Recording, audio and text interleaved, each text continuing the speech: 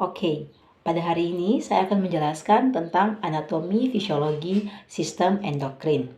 Apa itu sistem endokrin? Sistem endokrin merupakan alat koordinasi yang bekerja sama dengan sistem saraf pada pengaturan kerja tubuh. Nah, ada juga hormon. Hormon merupakan bahan kimia yang disintesis oleh kelenjar tak bersaluran atau endokrin dan ditransportasikan oleh sistem sirkulasi ke jaringan target sehingga aktivitas sasaran dapat dipercepat atau diperlambat. Nah, kelenjar endokrin melepaskan hormon yang dihasilkan ke dalam darah untuk mencapai organ sasaran. Oke, kita lanjut. Dalam sistem endokrin, ada kelenjar-kelenjar endokrin yang berperan dalam tubuh manusia. Apa saja?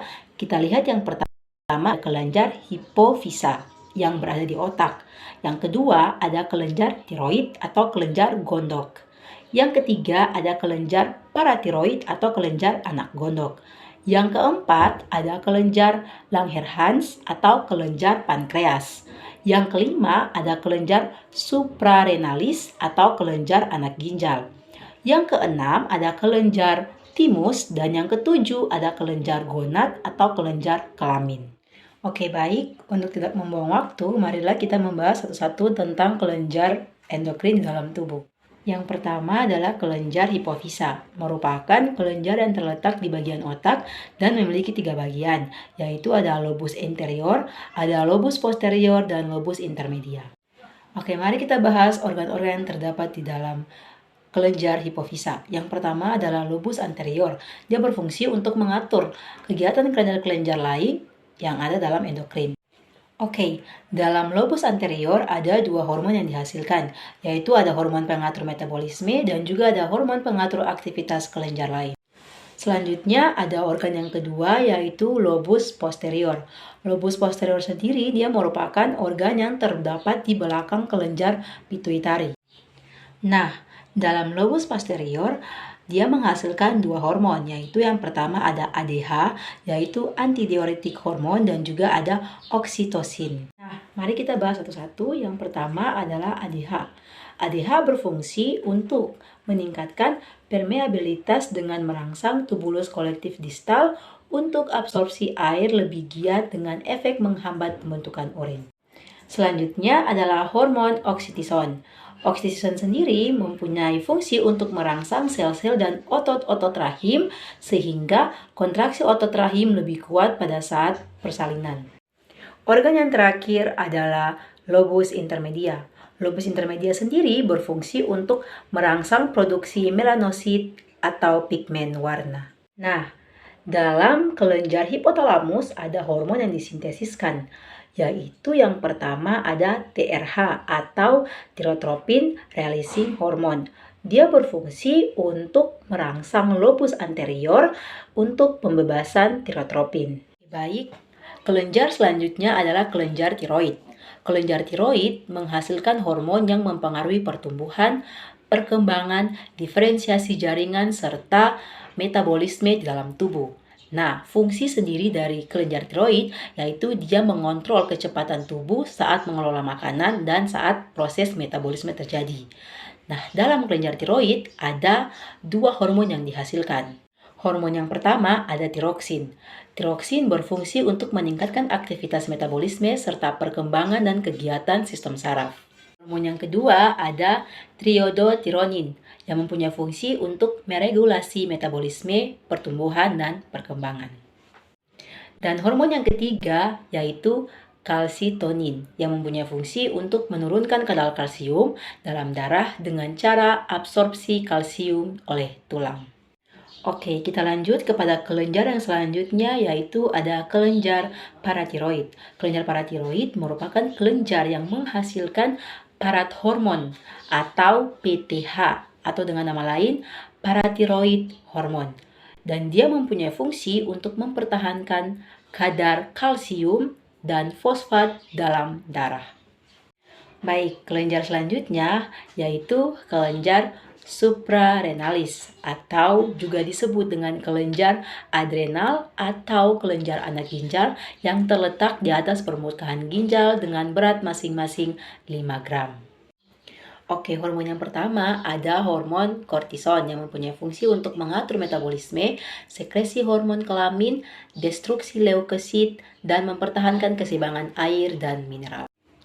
Oke, baik. Hormon yang kedua yaitu ada hormon epinefrin dan juga norepinefrin.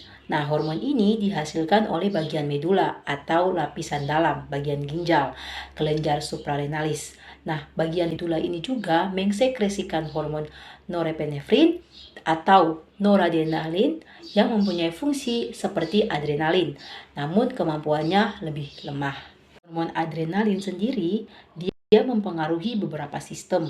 Yang pertama kita lihat dari sistem pernapasan, yaitu dia melonggarkan pernapasan. Yang kedua ada sistem pencernaan, yaitu dia mengubah glikogen menjadi glukosa. Yang ketiga ada sistem ekskresi, yaitu dia membuat inhibitor otot kandung kemih dan juga memacu sphincter kandung kencing.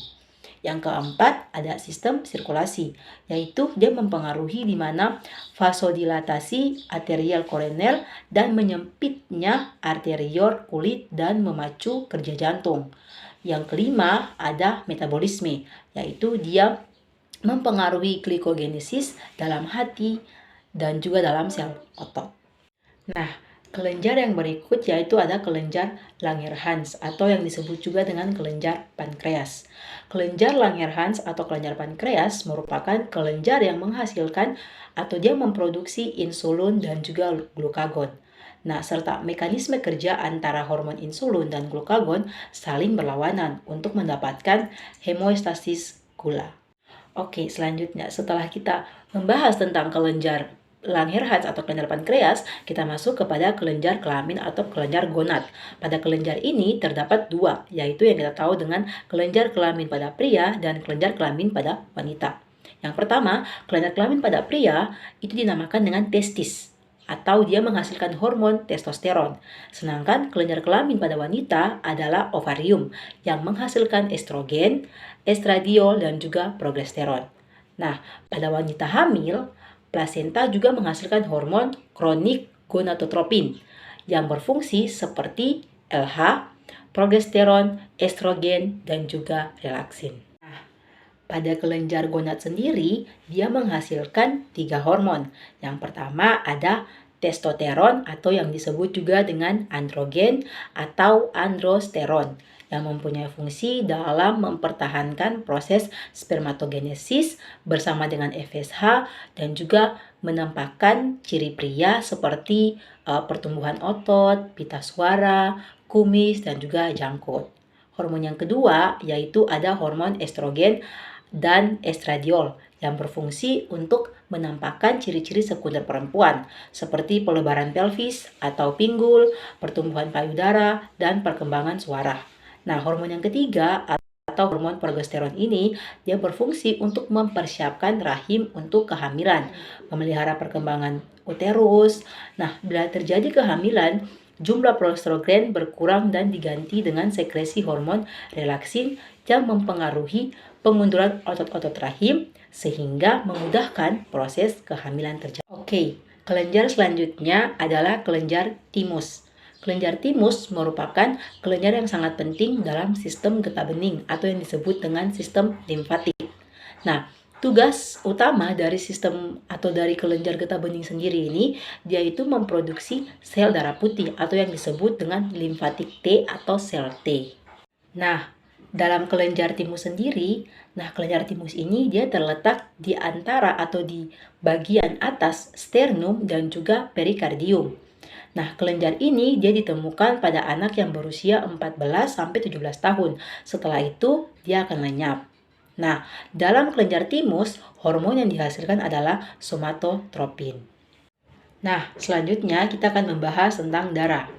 Darah menghasilkan hormon angiostensin yang berfungsi untuk meningkatkan tekanan darah, merangsang sekresi aldosteron dan adrenal korteks. Nah, aldosteron sendiri dia berfungsi untuk merangsang retensi sodium oleh ginjal yang menyebabkan kehilangan potasium. Nah, yang selanjutnya, yang terakhir yaitu lambung usus halus. Lambung menghasilkan hormon gastrin yang berfungsi untuk mensekresikan getah lambung. Usus halus menghasilkan hormon sekretin yang mempengaruhi pankreas mensekresikan bikarbonat dan mempengaruhi kandung empedu untuk mensekresikan getah. Nah, itu adalah beberapa penjelasan saya mengenai anatomi fisiologi sistem endokrin. Nah, materi yang sudah saya paparkan tadi, saya mengambil dari referensi yaitu dari Sinaga E dan Milva Silatonga 2011 tentang anatomi fisiologi tubuh manusia, dan juga ada Syaifuddin 2011 anatomi fisiologi untuk mahasiswa keperawatan, dan ada Gibson John 2003 tentang fisiologi dan anatomi modern untuk perawat. Oke, sekian dari penjelasan saya mengenai dengan anatomi fisiologi sistem endokrin. Saya rasa materi yang sudah saya paparkan dan saya jelaskan mungkin masih memiliki banyak kekurangan dan juga masih memiliki banyak kesalahan pada pembuatan video ini.